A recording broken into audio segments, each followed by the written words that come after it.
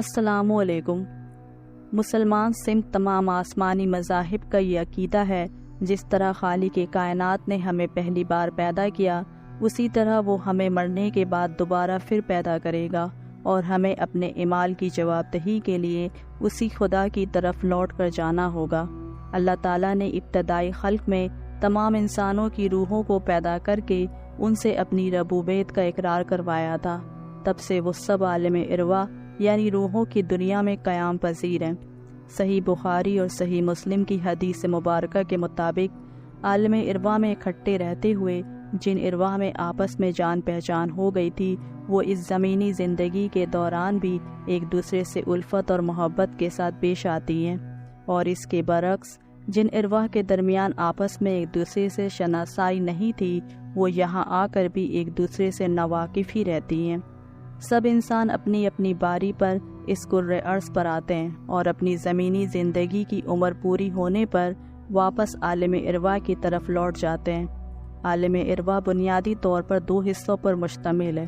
ایک حصے میں وہ ارواح رہتی ہیں جو ابھی دنیا میں نہیں آئی اور وہ جسمانی زندگی کے لیے اپنی باری کا انتظار کر رہی ہیں۔ دوسرے حصے میں اپنی جسمانی زندگی گزار کر واپس جانے والی ارواح رہتی ہیں۔ اس کے مزید دو حصے ہیں، عالین اور سجین۔ عالین میں مومن کی ارواح رہتی ہیں، سجین میں کفار، مشرکین اور منافقین کی ارواح رہتی ہیں۔ انسان جسم اور روح کا مجموعہ ہے۔ انسان اس وقت تک زندہ رہتا ہے جب تک اس کے جسم میں روح موجود رہتی ہے، اور جب موت کا فرشتہ انسان کی روح اس کے جسم سے نکال کر عالم ارواح میں واپس لے جاتا ہے تو انسان مر جاتا ہے۔ اس کا جسم آہستہ آہستہ خراب ہونا شروع ہو جاتا ہے۔ جسم میں پہلے سے موجود بیکٹیریا اس کی موت کے بعد جسم کو مکمل طور پر ادھیڑنا شروع کر دیتے ہیں۔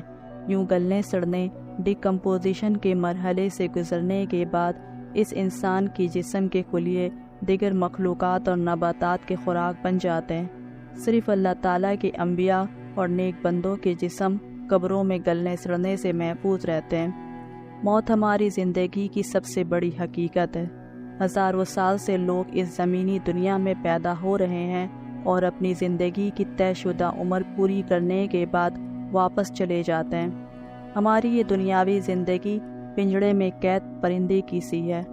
اس دنیاوی زندگی کی قید سے آزادی کے بعد انسان کو مادی کائنات کی بندشیں روک نہیں پاتی اور وہ اپنے نیک اعمال کی بدولت ایسی آزادی پا لیتا ہے کہ وہ آسمان کی وسعتوں میں اڑتا پھرتا ہے۔ موت زندگی کا دوام ہے۔ موت ہمیں حقیقی زندگی تک پہنچانے کا ذریعہ ہے۔ موت ہمیشہ قائم رہنے والی نعمتوں کا دروازہ ہے۔ موت خالق کائنات اور اس کے محبوب صلی اللہ علیہ وسلم سے ملاقات کا ذریعہ ہے۔ موت سے قبل ہماری روح جسم میں قید ہوتی ہے اور موت کے ذریعے وہ اس قید سے آزاد ہو جاتی ہے اور نیک اعمال کی صورت میں عالم ارواح میں عالین کی خوبصورت زندگی میں رہنا شروع کر دیتی ہے، جہاں ٹائم اور اسپیس کی کوئی قید نہیں ہوتی۔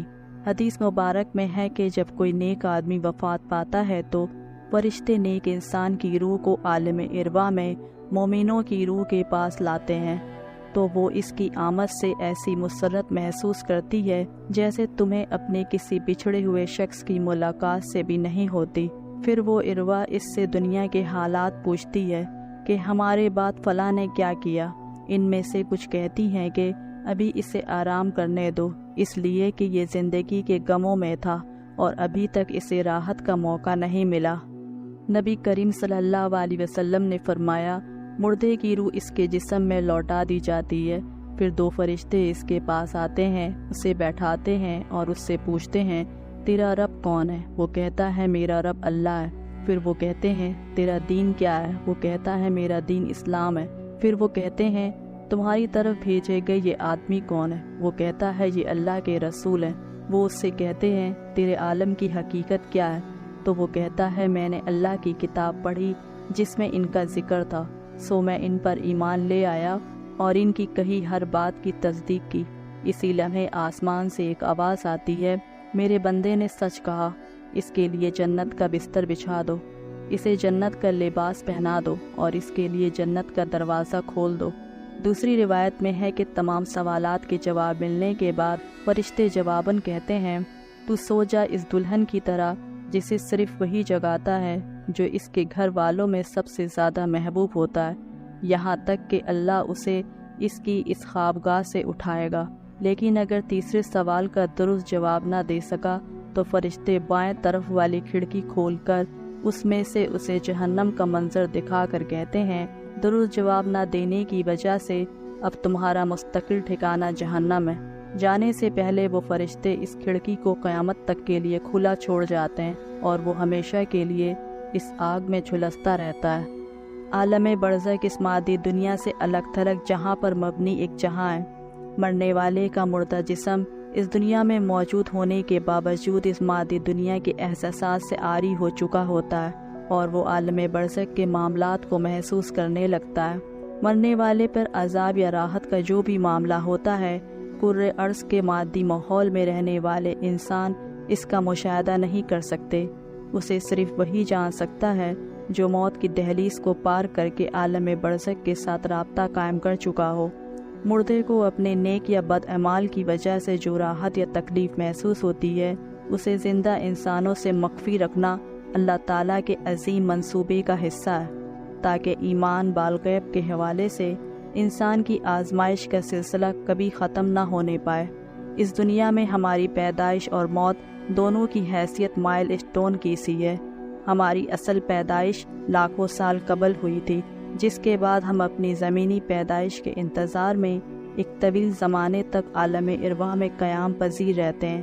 اسی طرح زمینی موت بھی ایک سنگ میل ہے، جس کے بعد ہم قیامت کے انتظار میں طویل زمانے تک عالم برزخ میں قیام کرتے ہیں۔